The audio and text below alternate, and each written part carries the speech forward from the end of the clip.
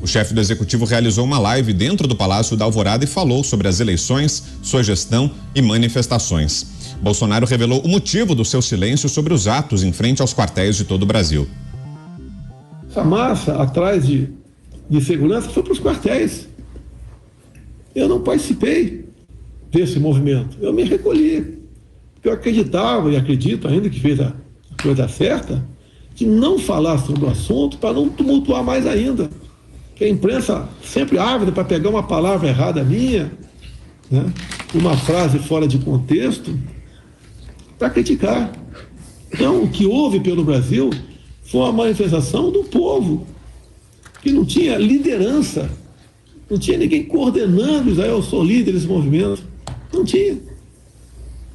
E o protesto, tá, pacífico, ordeiro, seguindo a lei, ele tem que ser respeitado, contra ou a favor, quem quer que seja.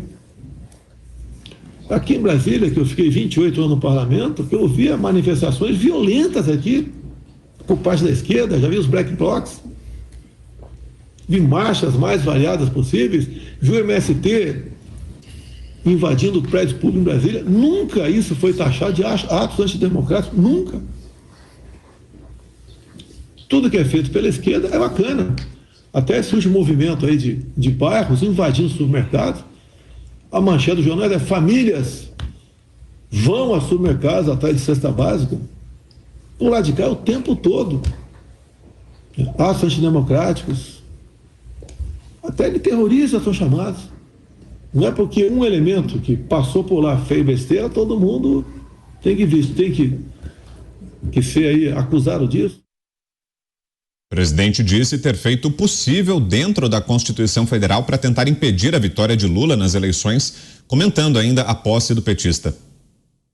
Eu busquei, dentro das 4 linhas, dentro das leis, respeitando a Constituição, saída para isso aí. Se tinha uma alternativa para isso, se a gente podia questionar alguma coisa ou não questionar alguma coisa, tudo dentro das 4 linhas. E sei que tem muita gente que me critica quando eu falo 4 linhas, mas eu não saí ao longo de 4 anos de mandato meu das 4 linhas. Porque ou vivemos a democracia ou não vivemos. Ninguém quer uma aventura. Agora, muitas vezes, né, dentro até das 4 linhas, você tem que ter apoios. Alguns acham que é o pega a bica, assine, faça isso, faça aquilo. Está tudo resolvido. Né? E repito, em nenhum momento fui procurado para fazer nada de errado, violentando seja o que for. Eu entendo que eu fiz a minha parte, estou fazendo até hoje a minha parte. Hoje são 30 de dezembro. Até hoje eu fiz a minha parte dentro das 4 linhas. Agora, certas medidas têm que ter apoio do parlamento, de alguns do Supremo, de outros órgãos, de outras instituições. A gente não pode acusar apenas um lado, né? Ou acusar a mim, você que quer resolver o assunto. Por vezes, você pode até ter razão, né? Mas o caminho não é fácil. O que eu vejo desse governo que está previsto assumir domingo aí? Tá? É um governo que começa capenga, já com muitas reações. A gente vê gente que votou por lá de lá e se arrependeu. Daqui a pouco a gente mostra também outros trechos importantes dessa live que fez mais cedo o presidente Jair Bolsonaro. Mas agora, análise do nosso time, começando com o Rodolfo Maris, que hoje está com a gente aqui no Pingos. A gente pegou emprestado o Maris do Linha de Frente, trouxe ele aqui para nos ajudar no Pingos de hoje também. E o Rodolfo vai contar pra gente o que achou dessas primeiras declarações que a gente destacou aqui da live importante que fez hoje o presidente Jair Bolsonaro. São vários tópicos, mas disso que a gente já acompanhou até agora. Rodolfo, quais suas impressões? O que é que você achou de tudo isso que disse o presidente? Boa noite, bom ter você por aqui. Olha, primeiro é um privilégio estar nesse programa com você, meu amigo Vitor Brown, e a toda a nossa audiência. Bom, eu vejo que o presidente foi um pouco ingênuo na colocação dele, quando ele disse que quis jogar nas 4 linhas, ou que de fato jogou nas 4 linhas, mencionando a Constituição. Lembrando que a Constituição no Brasil, ela se fez de um jeito inimaginável, porque desde o início, não houve Constituição. Ele talvez tenha sido o presidente coloco mais, presta bem atenção no que eu vou falar, o presidente que não tenha tido sucesso dentro dessa Constituição, mesmo obedecendo à Constituição. Nós vimos aqui um TSE e um tribunal, um superior de justiça, um TFS, um ridículo das colocações dele, que não deixou Jair Bolsonaro colocar em plano a sua estratégia de governo. Ele ainda falou, eu coloquei aqui, não foi esse texto que apareceu aí, Vitor, mas peço licença, eu anotei aqui, então eu peço licença para ler. Ele fala, o Brasil não vai sucumbir. Ora, o Brasil já sucumbiu. A partir do momento que nós colocamos toda essa petralhada no governo, o Brasil sucumbiu ao STF. O que será que ele quis dizer com essa frase, o Brasil não vai sucumbir? Lembrando que todo mundo está falando agora que ele perdeu o time para estar se comunicando com o povo brasileiro. E, de fato, eu começo a achar de verdade que ele está perdendo o time. Porque agora há pouco ele viajou para os Estados Unidos, ficou para o seu vice-presidente, a missão de talvez passar a faixa. E não era isso que talvez 58 milhões de pessoas esperavam do seu líder. Qual será que tenha sido a estratégia? Onde que ele está com a cabeça que ele fala que o Brasil não vai sucumbir? Ele perdeu a eleição, ao meu ver, de um jeito muito suspeito, porque eu não consigo acreditar que 63 milhões de fato tenham votado no PT, porque nenhuma métrica antes das eleições explicava essa quantidade de votos, ok? Mas ele tentou, de alguma forma, em silêncio. A gente não sabe o que de fato aconteceu lá no Palácio da Alvorada, a gente não sabe o que aconteceu na casa dele, a gente não sabe quais foram o tema das conversas que ele teve com seus ministros. Mas outro ponto que me chamou a atenção também no discurso dele foi: eu tentei de todas as formas pegar aliados para aquilo que o Brasil pretendia que eu fizesse. Ele não teve apoio. E desde o início foi assim, pessoas que se elegeram na esteira de Bolsonaro, pessoas que pegaram carona na fama de Bolsonaro, no famoso hype em 2018, hoje pularam fora. E ele se viu sozinho para tomar uma atitude. Ele esperou até os 45 minutos do segundo tempo para falar que, de fato, ele perdeu a eleição. Antes de te passar, Roberto Mota, mais um trecho da live. O presidente também fez críticas à esquerda e disse que as manifestações são legítimas e não têm líderes. Onde esse pessoal, com essa ideologia, assumiu, o seu país ficou pior. E nós não queremos o Brasil piorando. Temos que respeitar as nossas leis, a nossa Constituição. Sim, temos que respeitar. Mas podemos reagir. Podemos não. É direito nosso, ou mais que direito, é o dever nosso.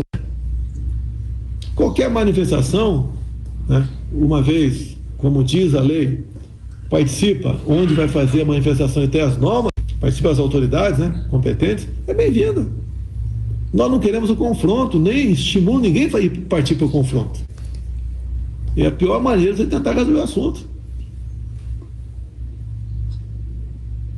Creio, né, no patriotismo de vocês, na inteligência de vocês, na garra. Sei o que vocês passaram ao longo desses 2 meses de protesto, sol, chuva.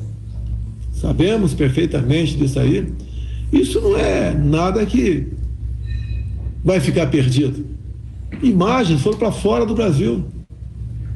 Aqui dentro, despertou na cabeça de milhões de pessoas a estudar, né? Por que tivemos essas manifestações pelo Brasil? Espontânea. Isso o pessoal passou a entender o que ele tem a perder. Roberto Mota, sua análise, Mota. Brown, eu vi aí na live, na fala do presidente, 4 mensagens principais. A primeira é: eu sempre agi dentro da Constituição. A segunda é: os nossos adversários não respeitaram a Constituição. A terceira é que existiam reações possíveis a esse desrespeito dentro da Constituição, mas não houve apoio de outros poderes. E a quarta mensagem é: continuem com a luta pela liberdade, porque o jogo democrático está apenas começando. O povo brasileiro hoje tem uma consciência política, entende o que está acontecendo, né? Tem um amadurecimento muito maior do que tinha alguns anos atrás. Isso, para mim, não precisa de interpretação. Está bem claro o que o presidente disse, né? Ele falou, palavras dele: busquei saída dentro das 4 linhas, fui muito criticado por isso. Ainda hoje, o presidente é criticado, né? Muita gente diz: ora, os adversários não respeitam a Constituição, como é que você vai enfrentá-los respeitando a Constituição? Esse, meus amigos, é o dilema de todo mundo que trabalha, que luta do lado do bem. Esse é o dilema, por exemplo, da polícia. A polícia enfrenta bandidos. Os bandidos não respeitam lei, não respeitam a Convenção de Direitos Humanos, não respeitam a Constituição, não respeitam nada. Mas se você é policial, você tem que respeitar. Por isso, a luta é, sim, uma luta assimétrica. A luta do bem contra o mal, do certo contra o errado, sempre foi assimétrica. É lógico, quem está do lado errado, quem está do lado do mal, quem está do lado da busca desesperada pelo poder a qualquer custo, admite fazer qualquer coisa.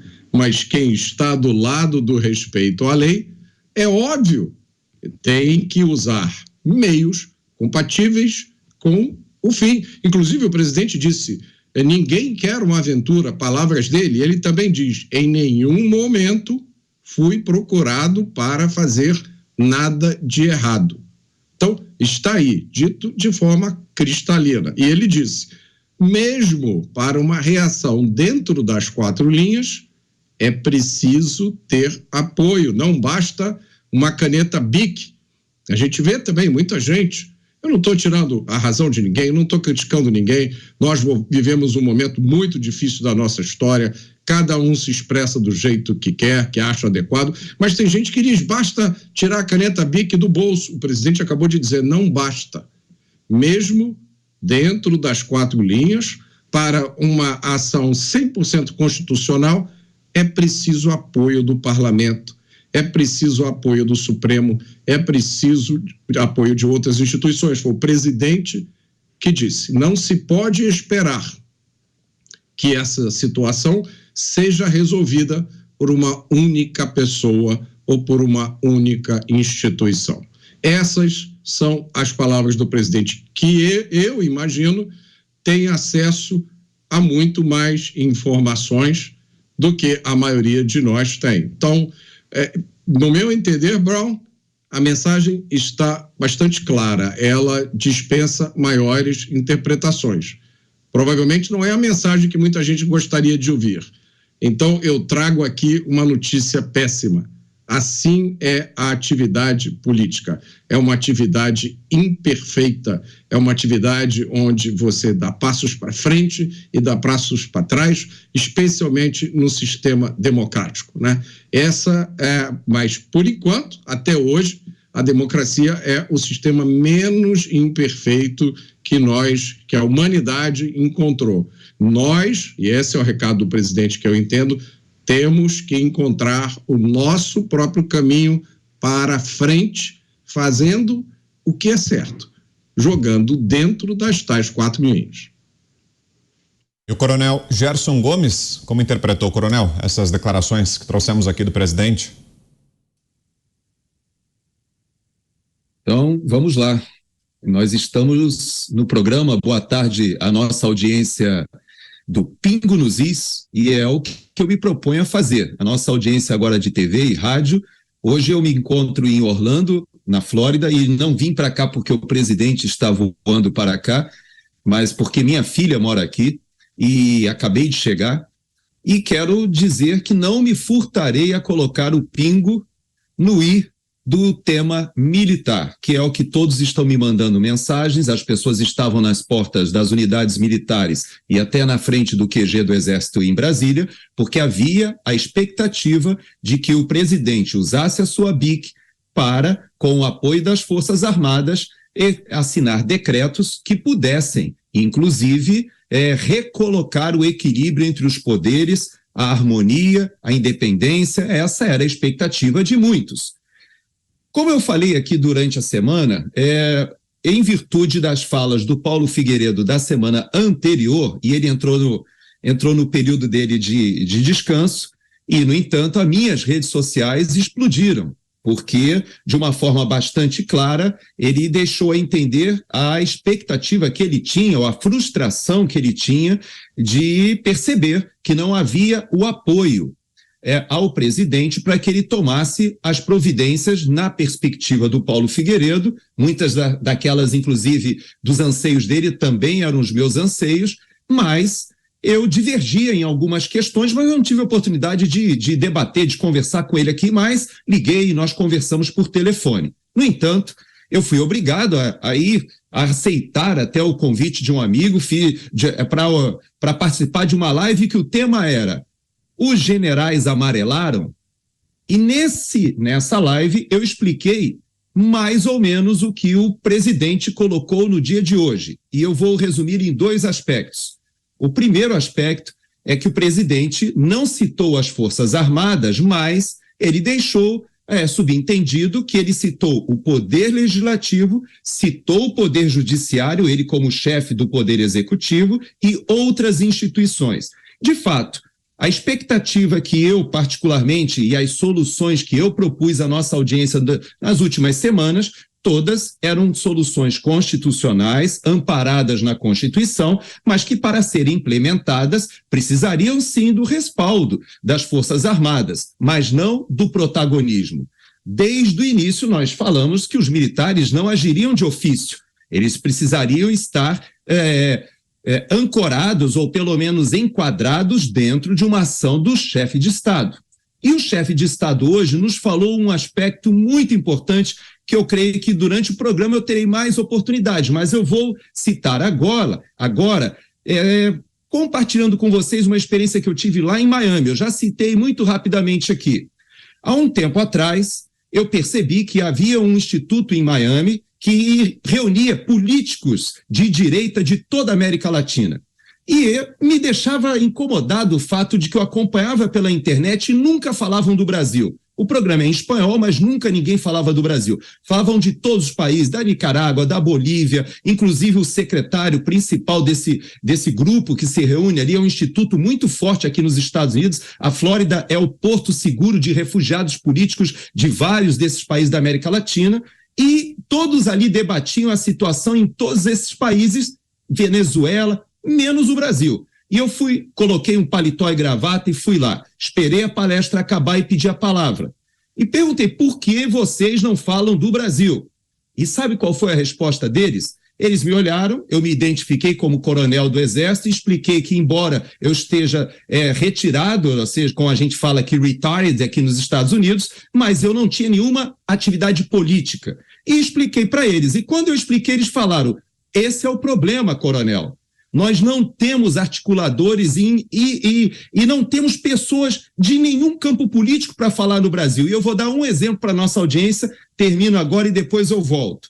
Mas eles disseram aqui, sabe quem está elencado aqui para a gente como liderança política da direita lá no Brasil, que seria o nosso interlocutor, que inclusive era o presidente da Câmara dos Deputados? Aí eu fiquei pensando, quem? E eles me disseram, Rodrigo Maia. Rodrigo Maia, para os nossos arquivos aqui, ele era do PFL, que foi justamente aquele partido de direita que emergiu do período dos governos militares, e depois ele fundou o DEM, que foi também da época de grandes figuras, né, que vieram da Arena, depois vieram para o PDS, depois transformaram no PFL, chegou no Democratas e agora se juntou e se transformou junto com o PSL no União Brasil. Então eles me falavam assim, coronel, afinal, Qual é o partido que nós podemos contactar? Porque aquelas pessoas que nós pensamos que eram dos partidos de direita, quando nós observamos, estavam todos apoiando o Lula. Então, meus queridos amigos da audiência, nós precisamos entender que o presidente Bolsonaro ele deixou uma mensagem muito clara e um grande desafio, um grande dever de casa para a direita. Nós não temos articulação, presença e até mesmo estratégia política da direita capaz de sustentar uma ação. O presidente da República deixou muito claro, ele tentou, veja bem, eu mesmo aqui no programa falei dos 15 dias após a diplomação que ele poderia interpor uma solicitação, um pedido e até um decreto falando ou arrolando até mesmo o ministro Alexandre de Moraes como parte de uma impugnação. Mas e por que ele não fez isso? Por uma razão muito simples, e ele deixou claro, porque dentro do texto constitucional, e ele que era um obstinado seguidor das 4 linhas, ele teria que passar a presidência para o presidente da Câmara dos Deputados. E o presidente da Câmara dos Deputados, do Partido Progressista, em tese, integrava a sua base de apoio. Foi para as eleições, muitos candidatos foram eleitos na esteira da onda Bolsonaro. No entanto, nós percebemos que o presidente da Câmara dos Deputados, ele já articula para a sua eleição, ele inclusive, existe aquela imagem que ficou muito famosa, ele presidindo e falando ao celular com Ciro Nogueira, com o que é o chefe da Casa Civil do seu próprio partido, e os dois já articulando o que iria acontecer, se seria aprovada a PEC do teto de gastos, como foi aprovada, se seria aprovada a modificação da lei das estatais, como foi aprovada, e uma série de outras articulações que foram feitas pelo já presidente Lula, ainda não empossado, mas já dentro da Câmara dos Deputados. Então o presidente deixa claro um aspecto. A direita não tem ainda articulação, musculatura política para fazer frente a uma estratégia que foi adotada com muita competência pela esquerda. E olha, daqui a pouquinho a gente vai conversar ao vivo com o nosso companheiro de bancada, o Paulo Figueiredo, para tratar da notícia que eu trouxe agora há pouco no começo da nossa transmissão no YouTube, mas que eu repito agora para quem está chegando pela TV e pelo rádio. Os perfis do Paulo Figueiredo nas redes sociais foram retirados do ar hoje por determinação do ministro Alexandre de Moraes do Supremo Tribunal Federal. E agora estou sendo informado que, além dos perfis do Paulo, um outro colega nosso, o Rodrigo Constantino, também foi alvo dessa mesma medida. Os perfis do Constantino também foram derrubados por ordem do ministro Alexandre de Moraes do STF. E daqui a pouquinho o Paulo, que estava de folga essa semana, que estava descansando, vai entrar ao vivo com a gente para falar um pouco mais sobre isso. Agora a gente segue falando sobre a live de hoje do presidente Jair Bolsonaro, destacando um outro trecho para você. Bolsonaro pediu sabedoria para os conservadores na oposição. Não vamos achar que o mundo vai acabar dia 1º de janeiro. Vamos por tudo ou nada. Não, não tem tudo ou nada. Inteligência. Mostrar que somos diferentes do outro lado. Nós respeitamos as normas, as leis, a Constituição. Nós sabemos dar valor à liberdade que eles têm. Que se o outro lado aqui tivesse do outro lado, essa liberdade tinha ido embora há muito tempo. Deus, pátria, família e liberdade, coisas que ficam para sempre. Por fim, visivelmente emocionado, Jair Bolsonaro deu um recado aos seus apoiadores e pediu a bênção de Deus sobre o Brasil. Se você está chateado, está constrangido, se coloque no meu lugar. Quantas vezes eu pergunto onde errei, o que podia ter feito de melhor, eu tenho a convicção, deu o melhor de mim. Hoje, temos uma massa de pessoas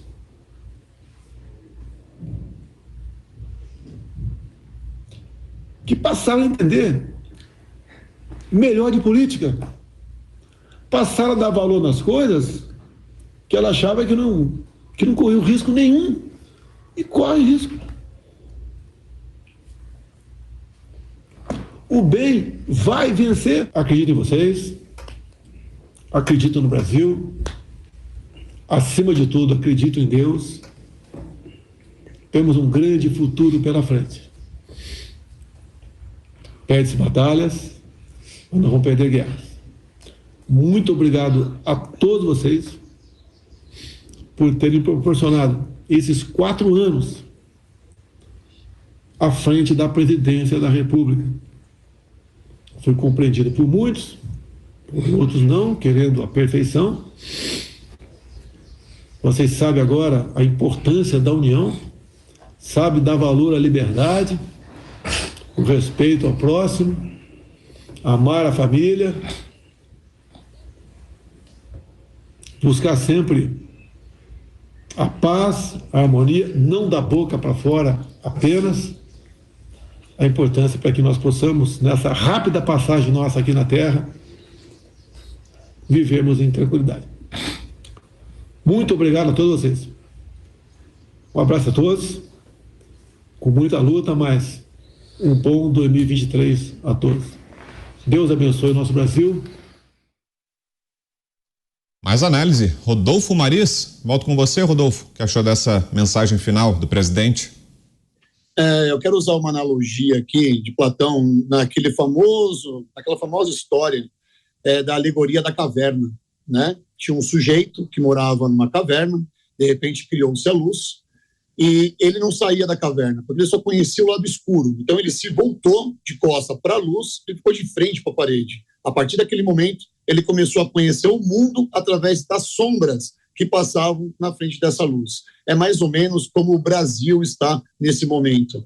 Tivemos uma luz chamada Jair Messias Bolsonaro e um governo de direita, onde cofres públicos começaram a ser fechados, obras começaram a ser terminadas. Olha como eu coloquei aqui. Obras começaram a ser terminadas, obras que, na verdade, foi uma grande torneira de dinheiro para o governo do PT desde 2003.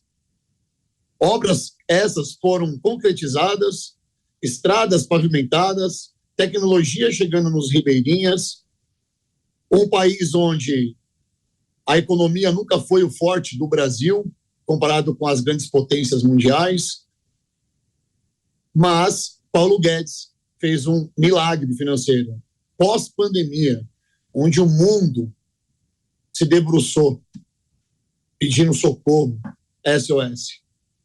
E, de repente, numa eleição, as pessoas se viram de costas para essa luz, e agora sabe o que vai acontecer?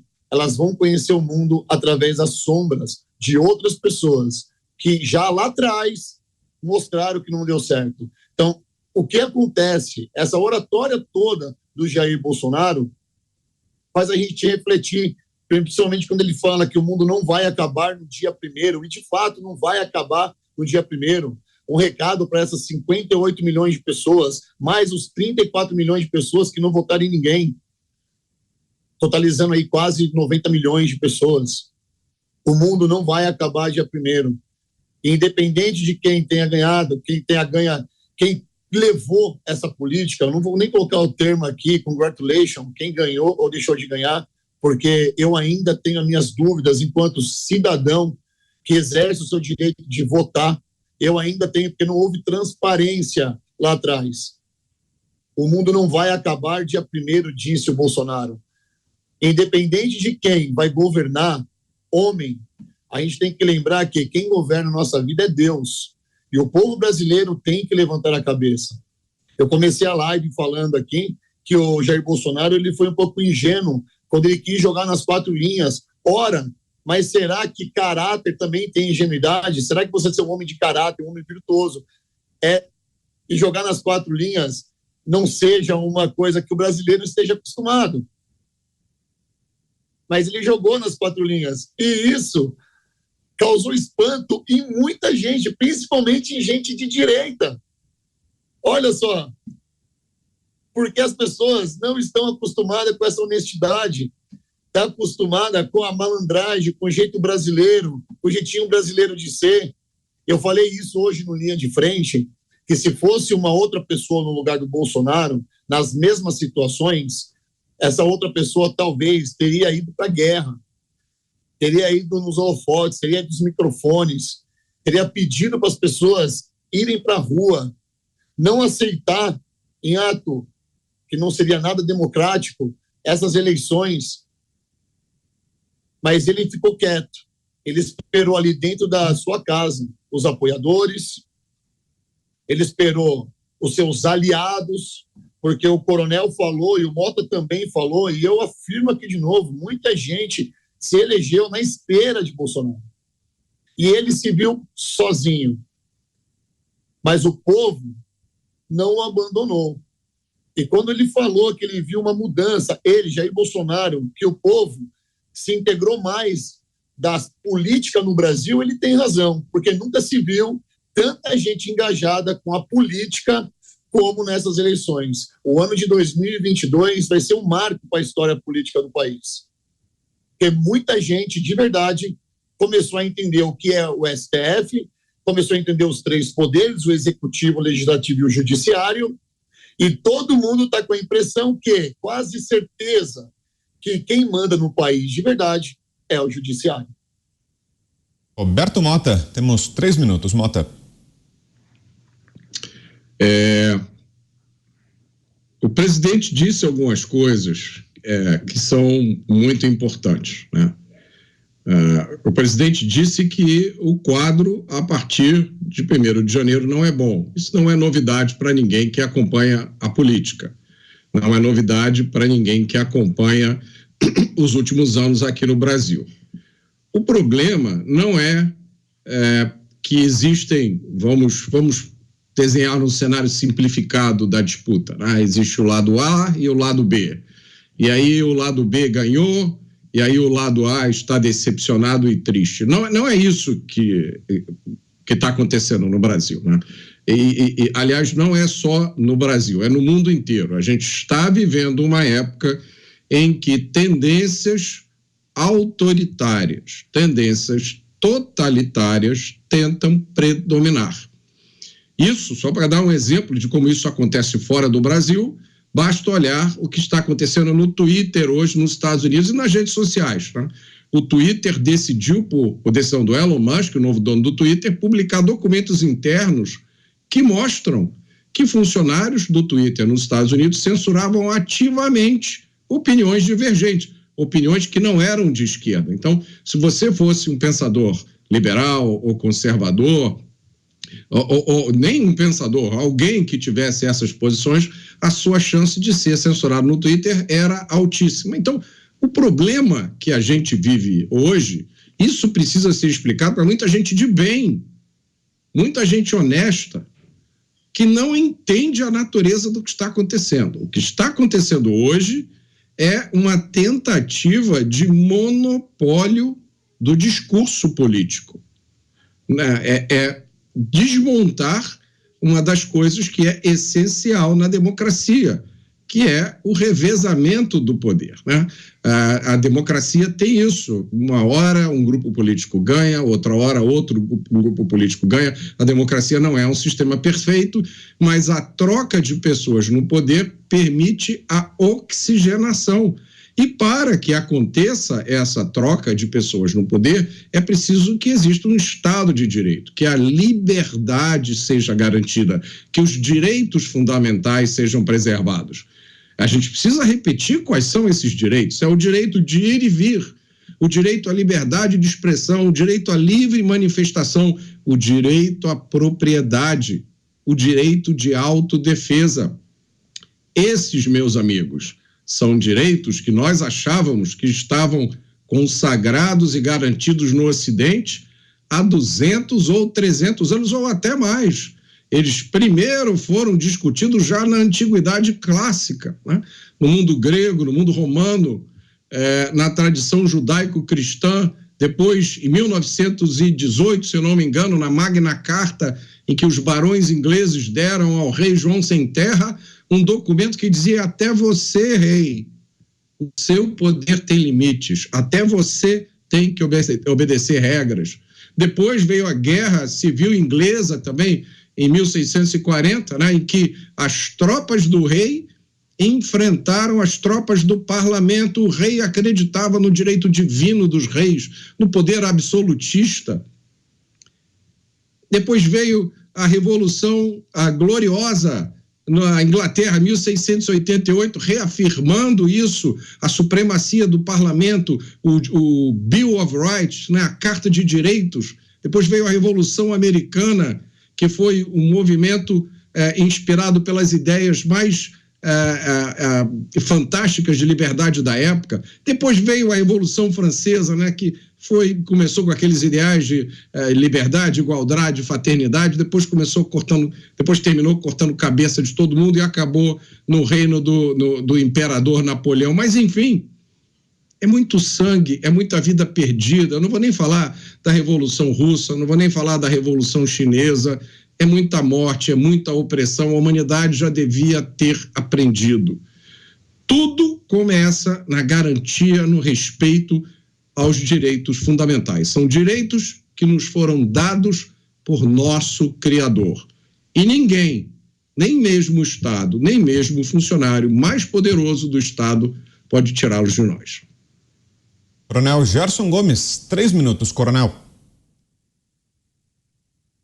Então, vamos lá, vamos aproveitar a inspiração do nosso rei do futebol, Pelé. Até 1958, o Brasil, ele não conhecia o futebol da maneira como nós conhecemos hoje. Então, eu vou utilizar essa experiência para falar para as novas gerações sobre quem foi Jair Messias Bolsonaro. Quando o Pelé, na Copa de 58, ele vai ainda muito jovenzinho, o Uruguai já era campeão, Itália já tinha sido campeã, a Alemanha já tinha sido campeã, acho que inclusive a Itália e o Uruguai já eram bicampeões. E o Brasil, quando ganha aquela Copa com o Pelé, o mundo passa a conhecer o Brasil como o Brasil do Pelé. E depois ele passa a conhecer o Brasil como o país do futebol. Bom, essa foi a experiência do rei Pelé. O que representou Bolsonaro para o Brasil? Bolsonaro, ele foi aquele, e eu digo que recebeu uma missão divina, sim, porque nós podemos observar que a eleição dele em 2018 foi uma eleição atípica. Não só porque ele sofre aquele atentado, aquela facada e sobrevive, como também é eleito. Mas nós podemos observar como esse passado que nós tínhamos da República somente com partidos de centro-esquerda ou de esquerda, ela legou a essa nossa geração mais jovem, que não conheceu nem mesmo os governos militares, a chamada ditadura por muitos, aqueles governos militares, eles legaram à nossa geração, essa geração do período da Constituição de 1988, uma geração em que se declarar como conservador, como de direita, como um liberal clássico, era considerado uma anomalia. E Jair Messias Bolsonaro, ele inaugurou o que pode ser considerado hoje no Brasil ser alguém de direita. E por incrível que pareça, hoje as pessoas usam verde e amarelo, se identificam com os valores conservadores, não têm vergonha de dizer que são de direita. E isso não existia antes de Jair Messias Bolsonaro. Então, da mesma forma que Pelé apresentou ao mundo o Brasil que jogava futebol, Jair Messias Bolsonaro também apresentou ao mundo um Brasil que poderia, sim, ter visões conservadoras, de direita, liberais, poderia se antepor ao globalismo, se antepor a essa onda progressista. Por causa disso, ele desagradou a muitos e, por causa disso, inclusive, no âmbito internacional, ele foi estigmatizado.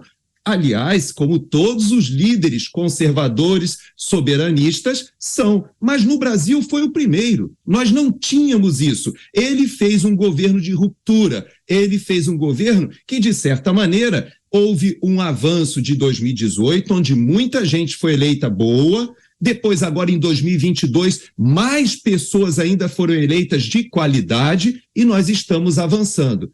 Avançando o suficiente para nos antepormos ao que foi feito? Não. Como o José Dirceu falou, e nós temos que dar crédito a ele já tinha avisado, nós tomaremos o poder, o que é bem diferente de ganhar a eleição. Ganhar a eleição foi uma consequência, porque eles realmente tomaram o poder. Agora, como reagiremos daqui para frente? Então, esse eu acho que é um bom tema para que a gente possa conversar hoje aqui também no Pingo nos Is, porque o presidente Bolsonaro, ele não fez só uma live de lamento, ele se emocionou, ficou um pouco triste, nós estamos, como população, também sensibilizados, mas ele deixou algumas dicas importantes para que nós reflitamos e possamos olhar para frente.